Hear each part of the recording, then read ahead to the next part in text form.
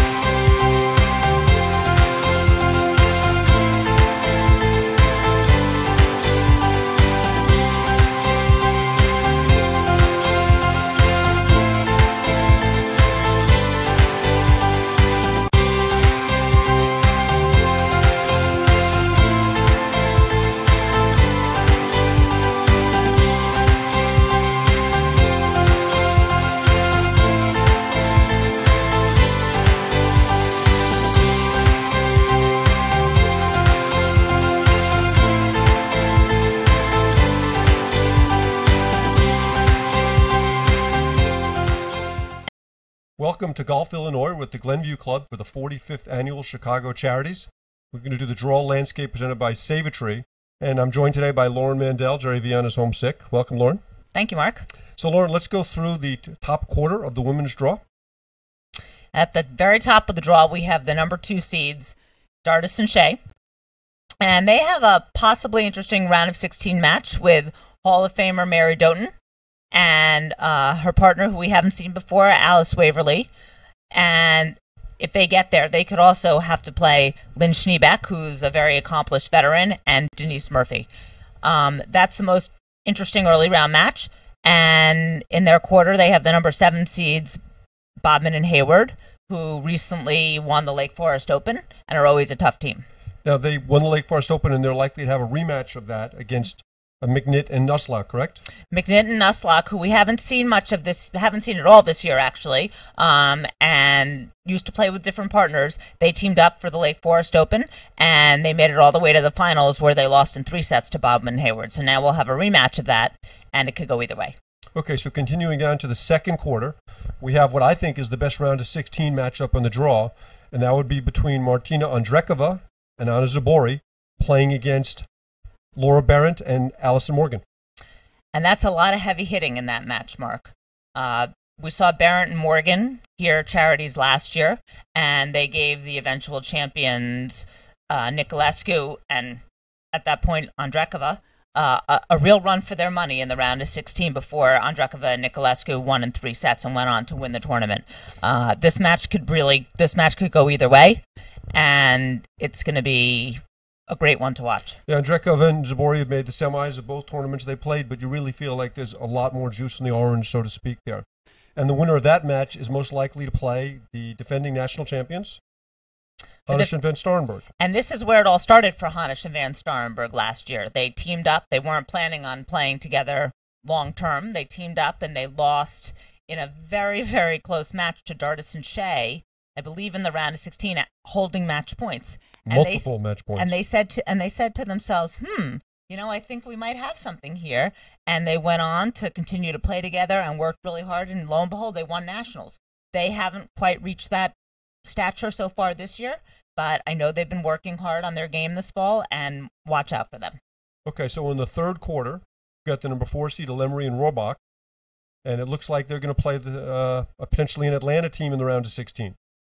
Yeah, Lemery and Rohrbach are another excellent team who we haven't seen yet this year. And we also haven't seen the team from Atlanta, Goldenberg and Radzikowska.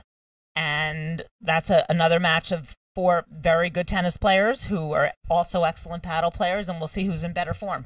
And the winner of that match is likely to play the winner of Svetkovic Ohlmuller versus Jaffe Molenveld, which, again, is a rematch from Pittsburgh.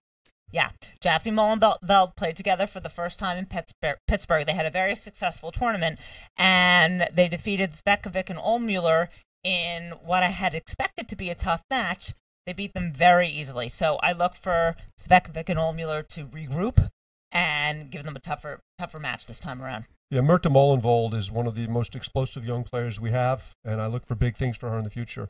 In the bottom quarter, we've got a couple of cruises.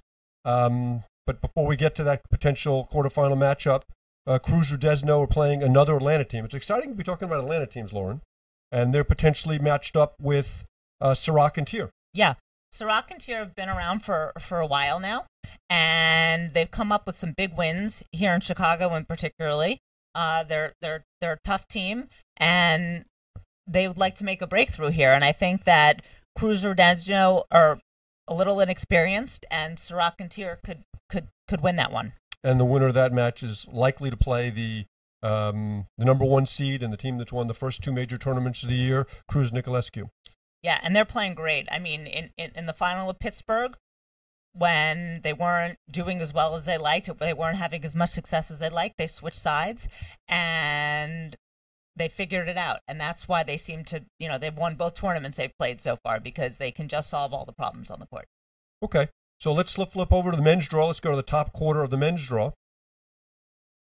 Yeah, what do you think in the top quarter? The number 1 seeds, Scott Kaler and Casey Watt, what will they have to face? Well, I think it's going to be interesting for them being the number 1 seeds. They've always kind of been the hunters, and now to some degree they're the hunted, which changes the mentality. They're likely to play the Lofgrens, Randy and Will, in the round of 16.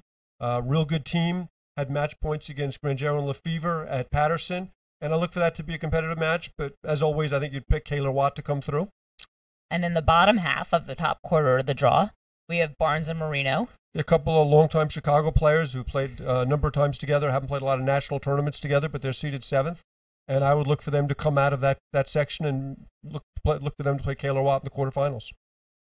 And in the top of the second quarter of the draw.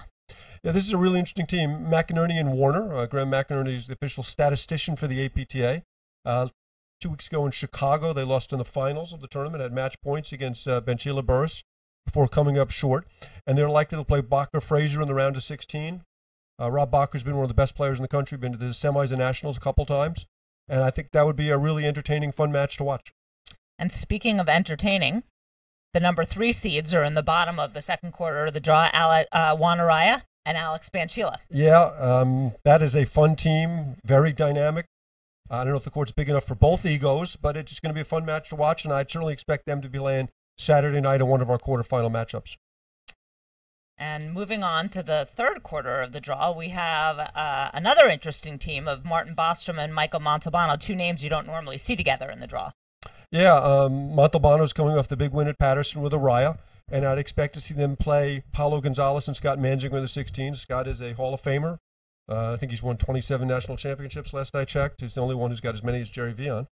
And Paulo Gonzalez is one of the really good young players in the game, generates a lot of spin, very fast around the court. That'll be a fun round of 16 scheduled for 1:30 here at the Glenview Club on Saturday. And on the bottom of the third quarter, we have Marco Grangero and Mark Innes. They played very well together last year. I expect to see more of them together this year, and I would expect them to come out and be in that quarterfinal matchup. And in the top of the bottom quarter of the draw, we have a Chicago team, McKnight and Rose. Yeah, I mean, real good team. Played the tournaments regularly. Didn't play as much last year, but very solid. Really old school paddle. Don't have a lot of offense, but they volley exceptionally well, and they play good, smart paddle. I expect them to see Barry Heil in the round of 16, and that's a tournament-tested team, and that'll be a real competitive match. And then at the bottom, we have the Chicago team that's really emerged on the national stage, Chris Gambino and Marek Czerzinski. I have to compliment you for your pronunciation there, Lauren. Yeah, Czerzinski Gambino almost beat the 3-time defending national champions, Broderick Palmer, at nationals last year, held multiple match points. I look for them to end up playing Compton Rose in the round of 16, and it will be a competitive, fun match, and the winner will come out and most likely play McKnight Rose in the quarterfinals. But I think it's a real good draw, and I think we're going to see a lot of good paddle this weekend, Lauren. Looking forward to it, Mark. Me too, Lauren. That's all for now.